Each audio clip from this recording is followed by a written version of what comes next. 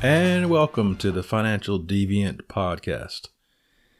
This is your boy Mike, and I gotta tell you, today's show is gonna be pretty interesting because I'm not even quite sure what I'm gonna talk about.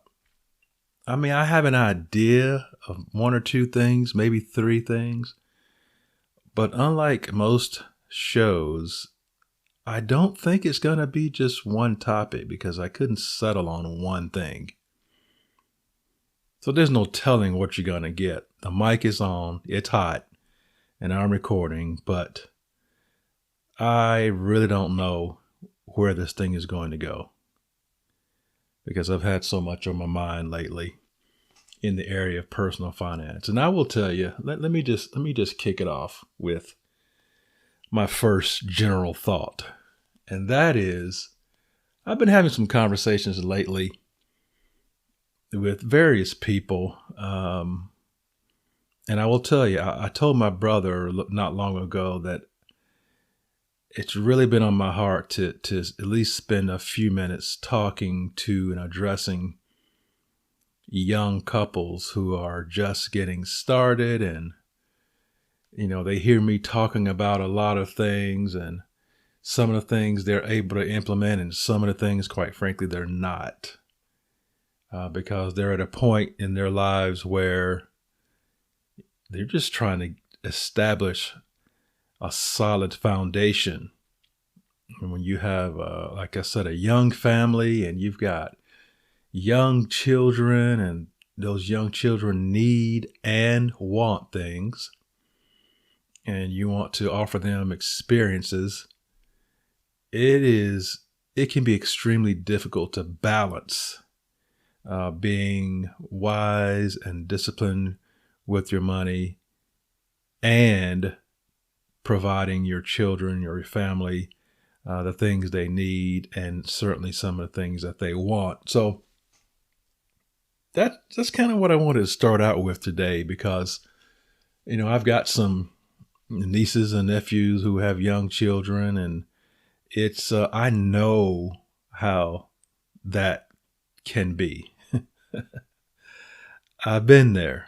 And sometimes when you have these ideas in your head from a financial standpoint that you want to implement, and almost invariably something comes up where even if you had some money that you were going to save, you were going to put in your little stash,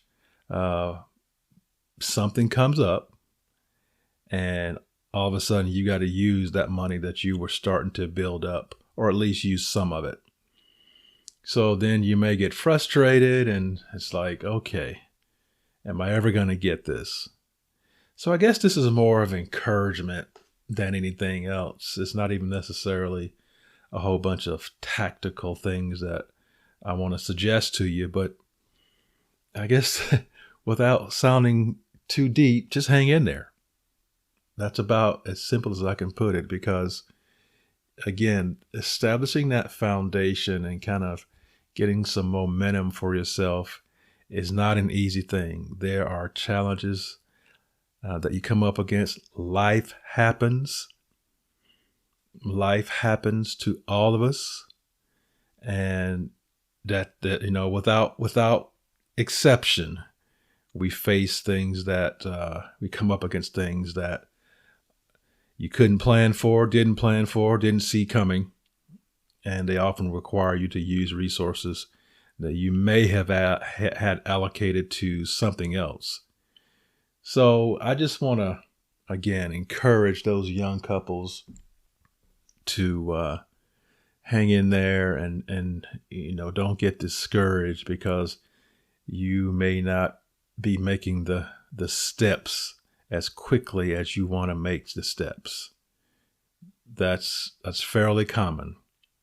I certainly didn't start out where I am now. And a few weeks ago, you heard my wife on here with me talking about kind of where we started. And even after we had a well made up mind, I got news for you. We weren't always successful in living within the budget that we had set. Okay.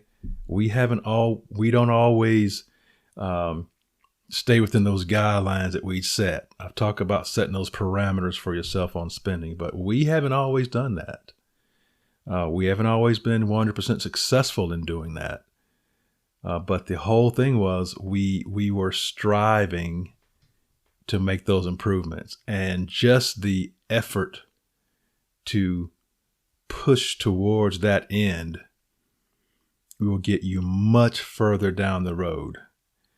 And even at times it may not seem like it. That's I think that's the gist of my opening. Just hang in there and don't save what you can. And if you can't save anything, here's the thing. Here's what I urge people to do. I'm not one of those folks that says, never use a credit card, never get anything. I know it can be difficult. Again, when you're getting started, I totally understand. But if you can stay away from a whole lot of consumer high interest loans, high interest debt, regardless of what stage you're in, you're just going to be better off. And it's just going to be much easier for you to get your footing. And you have to decide for yourself what that looks like. But, I will tell you, early on in our marriage, without even really thinking about it, we did not. We did get some things on credit. We got furniture on credit. Okay, we did. But I will tell you, we were trying to get that stuff paid off.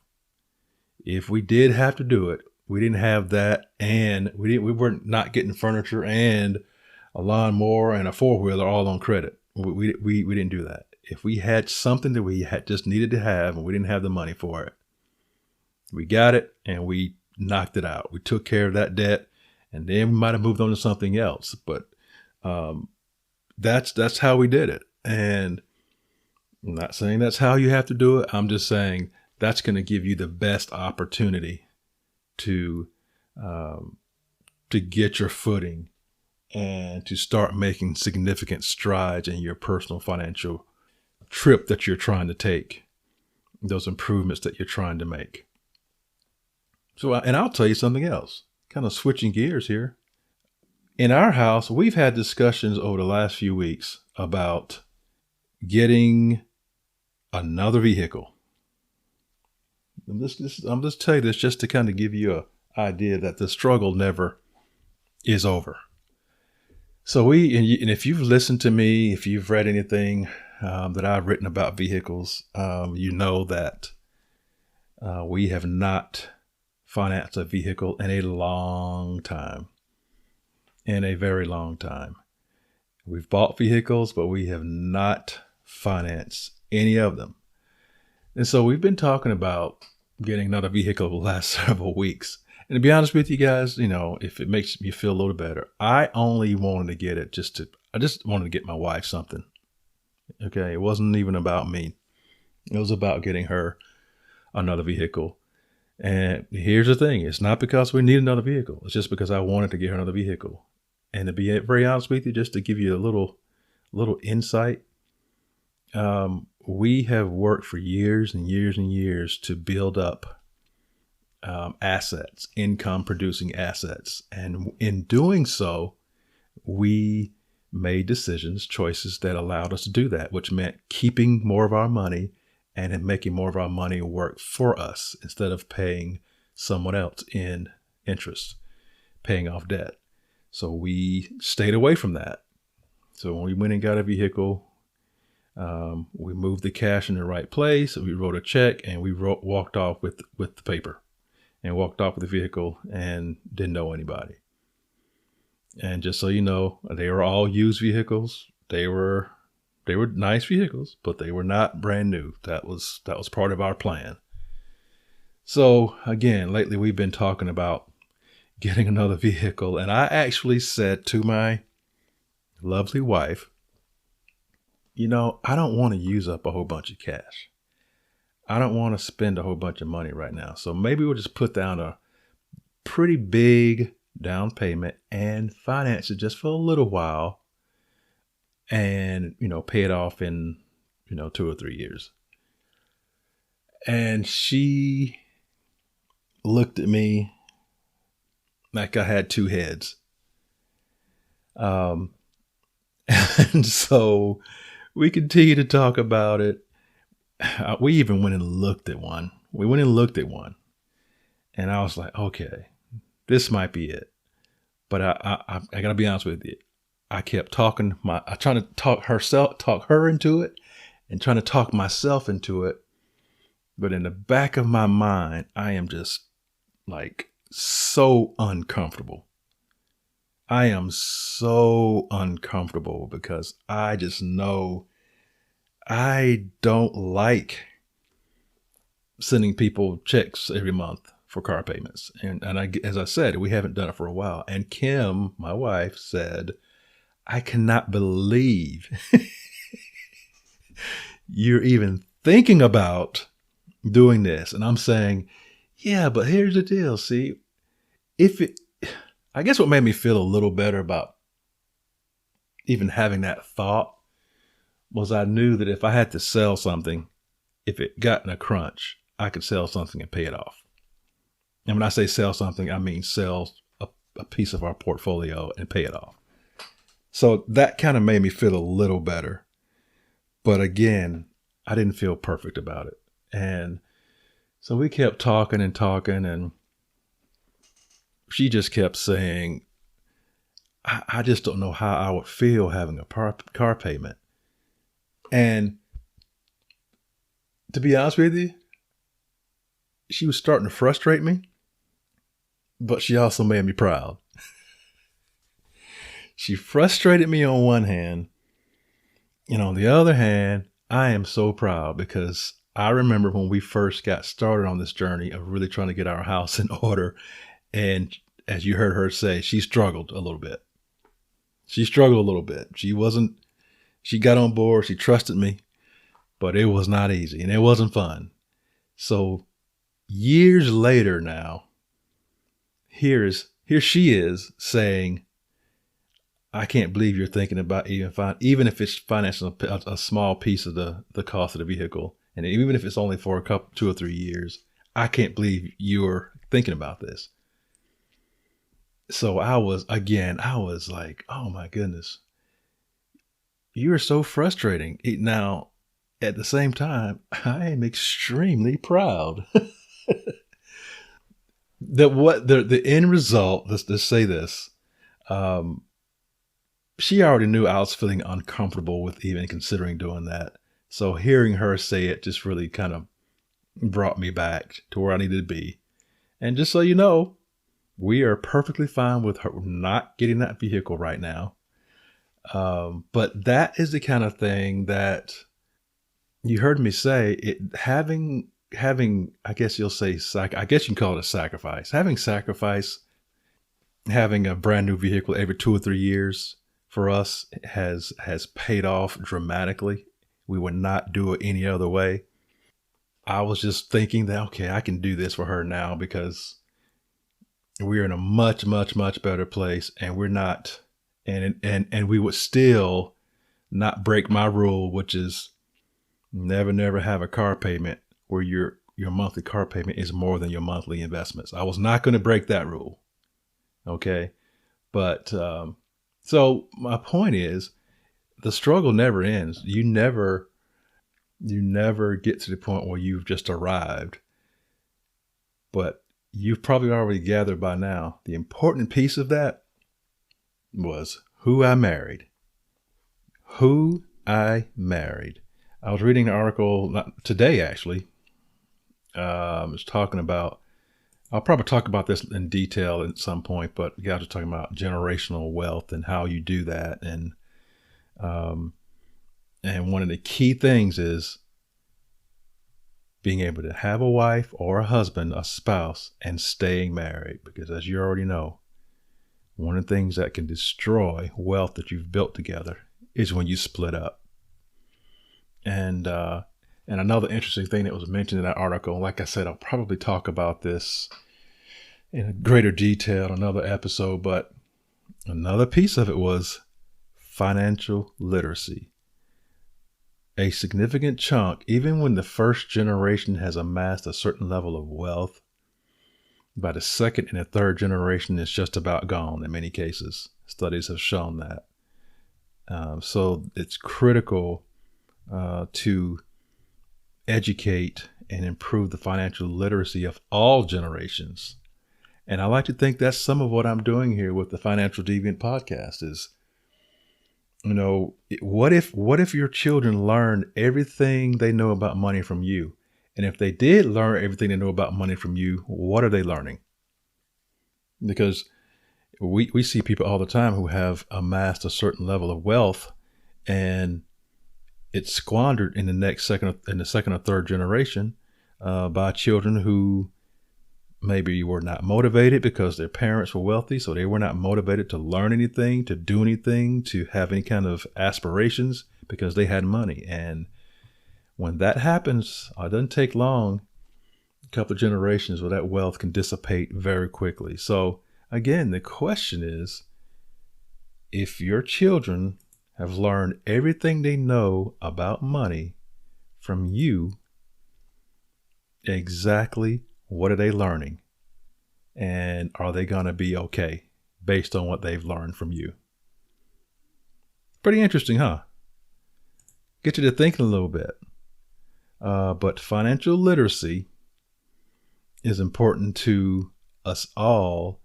And I'm starting to see more, even schools teach financial literacy, and very few of them compared to the number of schools there are. But there are some who are starting to teach financial literacy because, I can learn how to wire a house and learn how to build a doghouse. But you're hard pressed to find a financial literacy class in high school. And that is as important a skill as any that you're going to learn. It is as important as any skill, any base of knowledge that you're going to obtain in high school. I actually think that's pretty interesting that we can, we can even help our families to hold on to money by educating all generations and making sure that they have the literacy to deal with money, whether it's a lot or a little, to be honest with you. So my next topic is something, it's an article that I read by a lady named Christine Benz. Christine Benz works for Morningstar.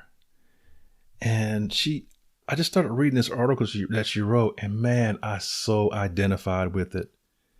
And the gist of the article is about how her definition of luxury has changed over the years. How her definition of what luxury means has changed over the years.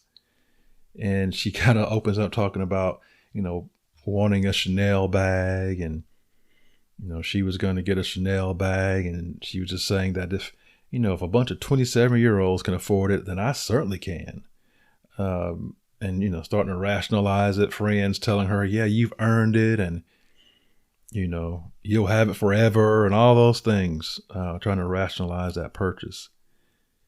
But what she realized is that, as she has matured, her definition or what luxurious means to her, it's changed. It has changed. And much of the things that she considers luxury now are not material at all. It's not a bag. It's not a car that turns your head. It's not a fur coat.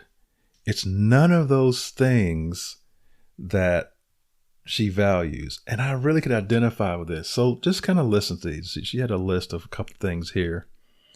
And the first luxury good, what she calls it, was putting money in its place.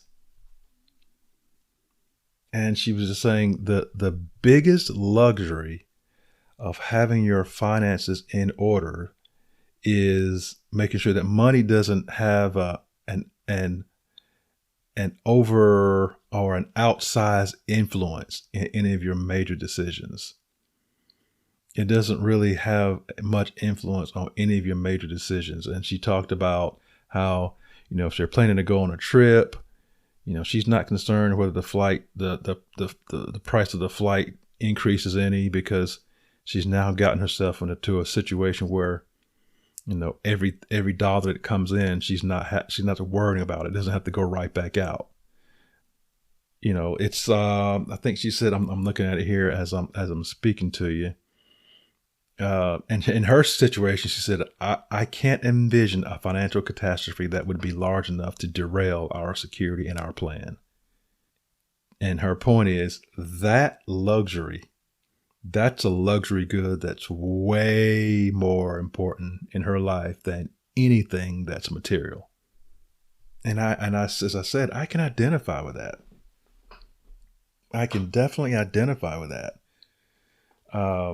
You heard I mentioned earlier about this car thing, and one of the things that made me feel better about going against the practice that we've had over the last several years, is if it became necessary, I could sell something and pay it off. Didn't want to have to do that, so I'm glad I stayed away from it. And let me and on that car thing, by the way, let me say this. Another thing was the interest rates. Ain't a whole lot of zero interest rate deals out there right now. And the interest rates are a little ridiculous right now. So that was another thing. I was like, you know what? I don't want to, that doesn't feel good. Even though I thought I could pay it off fairly quickly. That doesn't feel good to me. And that's because we've just gotten in this habit. You'd be amazed when you get in the habit of just not spending money that you don't have to have. Sometimes it's hard to break that habit. As bad as I want to get that vehicle for my wife, we both agreed that we would not feel very good about it. And she actually said, I just don't want to get it. We ride down the road, and then 3 or 4 weeks later, I'm like, why did we get this? And that's exactly the sentiment I was feeling. So she said it, and I'm like, okay, you know what? We better leave that where it is and do something else right now. So in the article by Christine Benz, the second luxury good she said was not having a budget. I've talked about budgeting on this show, but I want to stress that, and I've said this a couple of episodes ago, you need to be extremely intense starting out, especially if you're in a significant amount of debt, and you need to know where every dollar is going. That's a fact. But Christine talks about at this point over years she's done well in her career. At this point in she and her husband's life, they don't have to write down every dollar they're spending line item by line item. And she actually says something that my wife and I do, and it made me feel kind of good. Instead of now like being just so detailed on a budget, they don't do a budget now. What they do now is they put all of their investments to their retirement accounts and their brokerage accounts on autopilot. So they're automatically invested every month into their retirement accounts and into their taxable brokerage accounts. And what's left is what they spend. Now, we're probably not exactly the place that Christine is, but we actually do not, and my wife and I talked about this, which is kind of funny. We do not have the detailed discussions that we used to have about budget and how much. We have a budget, but today you would probably call it more of a spending plan. It's just the stuff it's what we have, our bills every month. But we just, our savings and investments are on autopilot, and they automatically go to the accounts, and we spend what's left, taking care of bills or whatever. And that works out. So again, I will say, just because you start out, going back to the young couples I mentioned earlier, you start out with that, and you do need to do that. at the stage you are, that's the painful start that you have to do in order to get where you want to be. But don't begrudge that beginning. Don't begrudge it at all. Feel good about you're in a process to build something for your family, for this generation and for the next. That's how you have to think about it. You're at the beginning of the process. Feel good about it. Just know you're in the process. As I said, when you, at a certain point, you can graduate to the point where you kind of do what Christine is doing here. Not having to detail every expenditure, not having to, track every dollar that you're spending because you've gotten to that point. And I will tell you, one of the biggest things that got them to that point, and this is gonna sound familiar to you, they don't have any debt. I repeat it again. When you don't have debt, you have all kinds of options. When you don't have that weighing you down, you can do a lot of things that feel really good. And that's when you really grow your wealth exponentially, when you're keeping more of your money instead of paying it to somebody else. So that's the second one. So the two so far: luxury good number one, putting money in its place; luxury good number two, not having a budget. This is something that we all can aspire to. And luxury good number three for her, what she said was holding cash. Holding cash. And what she was saying was, her job, say if they got a bonus or something, they just saved it. They didn't have to worry about spending on something. They could just save it. And in 2020, when everybody was saving and not spending a whole lot, she said the inflow well exceeded the outflow. So the money coming in, the cash coming in, well exceeded the money going out. Again, no debt, not even, in her case, not even a house payment. And she was saying that one of the things they probably didn't do very well is they held too much cash, because it could have made them more money if they would have moved it more quickly into their brokerage accounts or their retirement accounts. So that's her luxury good number three, the ability to just hold cash and not have to really worry about it. Okay, the fourth one was, here it is, not having debt. Knew it had to be in there somewhere. You knew something had to be in here about debt. And there's a lot of discussion about whether you should pay off your mortgage, especially if you have extremely low interest rate on your mortgage. When, the theory is you can invest it, or you can put it in a risk-free fund, like even right now, CDs or high yield savings account, and get a higher interest rate than the interest rate you have on your house. But paying off your house is just never a bad idea. It is never a bad idea. So like I said, in her case, no debt, including the house. A lot of times when you talk about not having a debt, people will make the exception, except your house, because a lot of times the interest rate on your house is so low that you can put it in other vehicles and out earn the interest rate on your house. So that's number 4, not having debt. Number 5, keeping it simple. It says some people's financial lives get more complicated as they have more to invest. They buy private securities, they own rental properties, they put together portfolios of stocks and bonds, they hire financial helpers. She said, but the more I have, the more I'm inclined to go in the opposite direction. Over the past few years, my husband and I have sought to get everything as streamlined as possible. I will tell you guys, my wife and I went through the same process. Apart from our respective 401ks, we have one bank and one investment provider. We each have a single fund in our IRAs and fewer than 10 holdings in our taxable accounts. So the point is, don't have all of this stuff going on, so much going on that you can't keep up with what's going on. And she calls it helpers. That's basically advisors that charge you 1% or more of the assets that they manage for you in fees, which is very expensive. And let me tell you, I have done that. I paid a guy 1.2% of assets under management until I got some sense and decided I need to cut off that relationship, and I did. I ended it, moved everything to one provider, and just simplify things for myself and cut fees dramatically by doing so. Because just so you know, when somebody says, "Oh, all they charge you is 1% of assets under management, or AUM," 1%, depending on the size of your portfolio, is a significant amount of money, and it cuts right into your returns.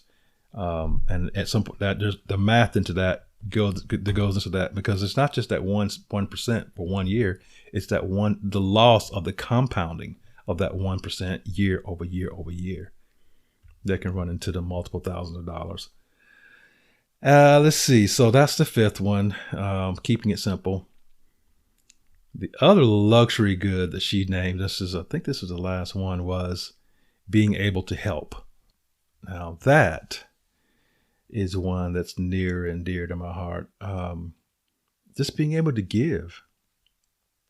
Being in a situation where you have abundance so that you can help people.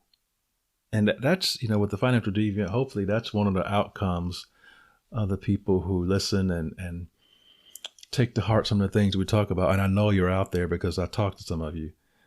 Is being able to get yourself in a situation so that you can help other people. And as a Christian myself, that's a requirement. That's a responsibility that comes with having anything, is being willing and able cheerfully to help other people. I had this conversation, I think this past weekend. As I get older, I've said a number of times during this podcast, my wife and I have discussed this. As I get older, I told her, I said, listen, we want to be in a situation where we can take care of ourselves, and as long as we can, not have to depend on our children to take care of us, because they're going to be trying to get their own stuff going. Now, and so I told the guy the other day, I said, the best thing that we can do for our children is to get our own house in order. There are a lot of adults in my age group that are basically, they're kind of in a sandwich. In other words, they're trying to help their children, and they have aging parents, and so they're kind of, that's what they're kind of in the middle. They're in a sandwich. And again, that's why I say the best thing that we can do for our children is to make sure that we are wise with our resources, so as not to be too much of a burden on them, at least as little burden as possible. Because hey, as we're getting older, and as we get older, we're not going to get faster, and we're not going to be able to jump higher. We're going to slow down, and things happen. And like I said earlier, life happens, but we just want to have ourselves in a situation as much as we can that we won't have to burden them, really, hopefully at all, so that they can focus on their young lives and kicking themselves off, and their young families and all those things. So that's my take on that. So that's luxury good number 6, being able to help other people. That's a pretty good list. And then, as I said, none of those are material. None of them are material. A lot of them have to do with being in a situation where you can weather storms that come because you've done the work early on to kind of build up a financial fortress for yourself, if you will. So that's a really good article, and it just kind of struck me because I could identify with some of the things that she's talked about. And so, as financial deviants, that's what we want to do. Being able to have that peace as much as we can, to kind of take some worries off the table, by being wise with our resources. Take some of those things off the table that would otherwise be there if we just went and spent every dollar that we made, with giving no thought to tomorrow. So, guys, I hope you've enjoyed it. I certainly have. This was a good one, even though it was, I had about 2 or 3 topics, and As you can see, I didn't necessarily stay on topic, but it was. Even though they were different, they're all in line, and they all boil down to just making choices that give yourself options. This whole idea of retirement is a relatively recent creation. There was a time where people just worked. You just worked until the day they died.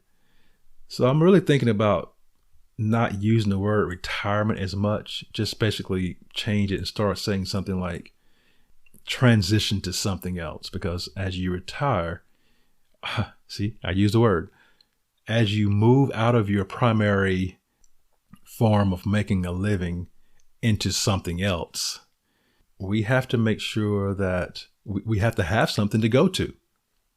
We have to have something to go into once we say hang up our bag or hang up our shoes or whatever metaphor you want to use.